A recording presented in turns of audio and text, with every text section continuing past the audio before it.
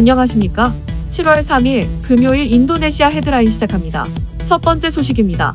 인도네시아 코로나19 확진자가 총 56,385명으로 늘어났으며 이 중 사망 2,876명, 완치 24,806명으로 집계되어 5.1%의 치사율을 보이고 있습니다. 특히 지난 30일은 하루 사망자가 71명으로 발표되어 1일 최다 사망자 수로 기록되었습니다. 인도네시아에서도 한국인 확진자가 발생하였습니다.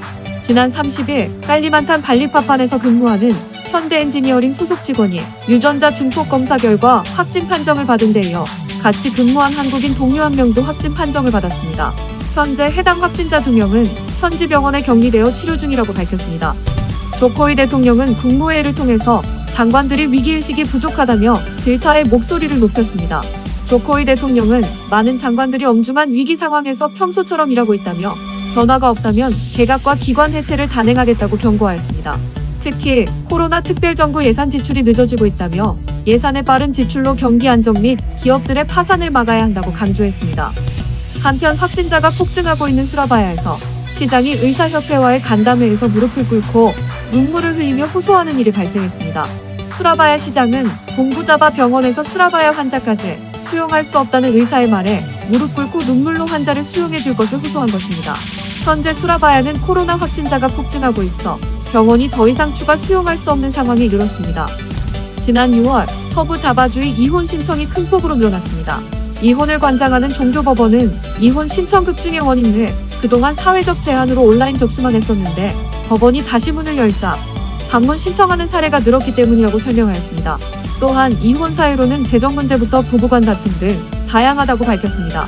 이처럼 전 세계적으로 코로나19 탓에 집에 함께 갇혀 많은 갈등을 일으키다 이혼한 부부들이 급증하고 있습니다. 끄마요란 선수촌 개조 응급병원에서 위문 공연과 댄스파티 영상이 공개되어 논란이 되고 있습니다. 유포된 영상에서는 야외 공간에 설치된 무대에서 가수가 노래를 부르고 이에 맞춰 수많은 의료진, 자원봉사자, 군인 등이 무대 주변에 밀집해 손을 흔들며 춤을 추었습니다.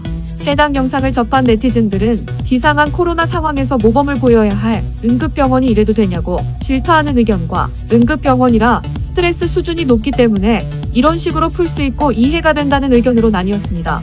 병원 측은 보건 지침에 맞게 행사가 진행됐으며 음악이 있다 보니 통제가 허술해진 면이 있었다고 전했습니다. 다음 소식입니다. 지난 30일 조코이 대통령은 중부자바 바탕 산업단지를 시찰하면서 LG를 직접적으로 언급하며 공장 이전에 대해 모든 지원을 아끼지 않겠다고 러브콜을 보냈습니다. 중부자바에 위치한 바탕 산업단지는 총 4,000헥타르 규모이며 이 중 450헥타르가 준비되어 있습니다. 해당 산업단지는 투자자가 토지를 구입하지 않고 저렴하게 장기 임대를 할 수 있는 곳입니다. 이는 그동안 높은 토지 가격과 복잡한 취득 규제 때문에 인도네시아 진출을 주저하는 투자자들을 위한 방편으로 마련되었으며 토지 취득 과정도 해당 산업단지에서는 더욱 신속하게 될 것이라고 밝혔습니다. 한편 조코이 대통령은 인도네시아에 들어오는 기업에게 최상의 서비스를 제공하고 투자자를 섬기라고 투자조정청장에게 지시한 바 있습니다. 이는 작년 중국에서 이전한 33개의 기업 중 23개 기업이 베트남을 선택했고 인도네시아를 선택한 기업은 한 곳도 없었기 때문입니다.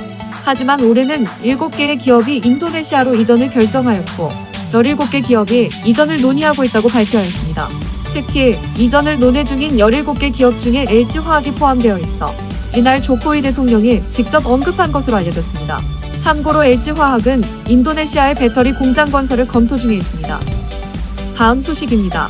한국전력이 인도네시아 석탄화력 발전소 투자 사업을 예정대로 진행하기로 결정하였습니다.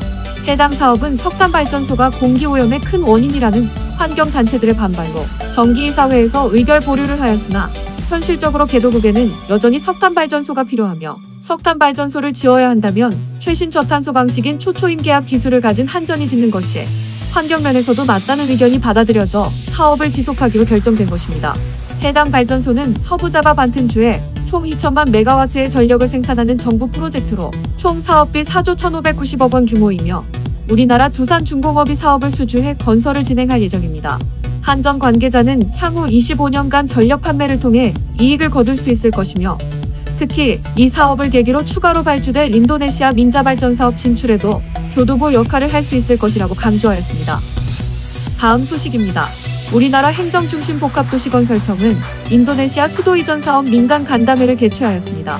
해당 간담회에는 정부기관과 인프라 공기업, 건설사, 엔지니어링사 등 관계자 50명이 참여하였습니다. 간담회는 인도네시아 건설 동향과 수도 이전 사업 관련 최근 동향 발표로 시작되었으며 인도네시아에 파견되어 있는 협력 간의 활동 소개와 수도 이전 사업과 관련된 질의응답 시간을 가졌습니다.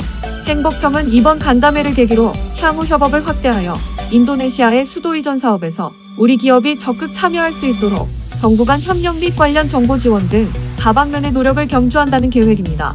김용석 행복청 차장은 효율적인 정부 사업 추진을 위한 민과 관의 협력 네트워크가 중요하다며 코로나 사태로 인한 사업 지원을 오히려 철저히 준비하는 기회로 삼아 적극적인 참여와 성과를 기대한다고 밝혔습니다. 다음 소식입니다. 구글 인도네시아는 클라우드 광역 데이터 센터군을 자카르타에 개설한다고 발표하였습니다. 해당 구글의 데이터 센터는 인도네시아 최초이며 인도네시아뿐 아니라 주변국의 서비스 수요에 대응하게 될 것이라고 밝혔습니다. 4차 산업 핵심 정보기술 인프라로 불리는 데이터 센터는 각종 데이터를 모아두는 시설로 수백에서 수만 대의 서버를 배치하여 기업과 개인의 정보를 보관하는 역할을 합니다. 인도네시아는 동남아 데이터 허브인 싱가포르와 가까운 위치로 인해 데이터 센터의 볼모지로 여겨졌었는데 그동안 높은 국내 총생산 성장률과 기업 가치가 높은 신흥기업이 다수 생기면서 데이터 센터의 필요성이 생기게 되었습니다. 구글은 데이터 센터가 들어서게 되면 현지 규정을 준수할 수 있는 한편 고객들의 데이터 관리를 용이하게 할 수 있게 된다고 전했습니다. IT 업계 관계자는 데이터 센터가 들어서는 것은 현지 기업들의 기술 개발을 촉진하는 것은 물론이고 서비스 속도 개선과 안정성 측면에서 도움이 될 것이라고 말했습니다. 다음 소식입니다. 유네스코 세계문화유산이자 세계 최대 불교 사원인 보로부두르 사원이 코로나 사태로 문을 닫았다가 다시 입장객을 받기 시작했습니다. 다만 코로나 예방수칙에 의해서 하루 최대 1,500명의 입장객으로 제한하고 2주일 동안 시범 운영을 한다고 밝혔습니다. 또한 입장객은 체온을 측정한 뒤 손을 씻는 등 보건 지침에 따라야 합니다. 전국적으로 사회적 제한이 완화되자 자카르타 수도권에서도 박물관과 유원지, 동물원 등 관광지도 다시 문을 열기 시작했습니다. 이처럼 관광지들이 영업을 재개하자 인도네시아 여행업계도 일부 국내 여행 상품 판매를 시작했습니다. 해당 상품들은 10월에 단거리 여행만을 다루고 있으며 현재 어떤 패키지 투어를 제공할 수 있을지 모색하는 단계라고 인도네시아 관광협회는 밝혔습니다. 하지만 아직까지 외국인의 입국을 금지하고 있고 또한 국내 이동 시에도 14일 이전에 코로나 음성 결과서를 제출해야 하기 때문에 관광산업이 회복까지는 아직도 많은 기간이 필요할 것으로 예측되고 있습니다. 다음 소식입니다. 족자카르타에 위치한 명문예술대학교 ISI 출신 작가들이 모여 한국에서 전시회를 개최하였습니다. 해당 학교 출신 작가들은 졸업 후에도 족자카르타에 머물며 서로 끈끈한 가족적 유대를 맺고 있는 것으로 유명하며 특히 이렇게 작가들이 모여 살다 보니 예술 특구를 만들어내기도 했습니다. 이 중 국제적으로 활발히 활동하면서 인지도가 높은 유명 작가들도 여전히 지역에 남아 작업을 이어가고 있습니다. 또한 선후배 간의 심도 있는 예술적 토론도 국제시장으로 후배들의 동반 진출을 이끌어주는 큰 기능을 하고 있습니다. 인도네시아 미술대학의 큰 특징은 철학적 교육을 바탕으로 작가 고유의 감성을 발달시키는 것이고 이는 다민족 다종교 국가인 인도네시아의 다양한 민족적 문화와 결합돼 독특한 개성을 가진 작업들을 만들어내는 역할을 하고 있습니다. 해당 전시회는 7월 30일까지 우리나라 마포구에 위치한 A벙커 갤러리에서 전시됩니다. 시청해주셔서 감사합니다. 다음 시간에 뵙겠습니다.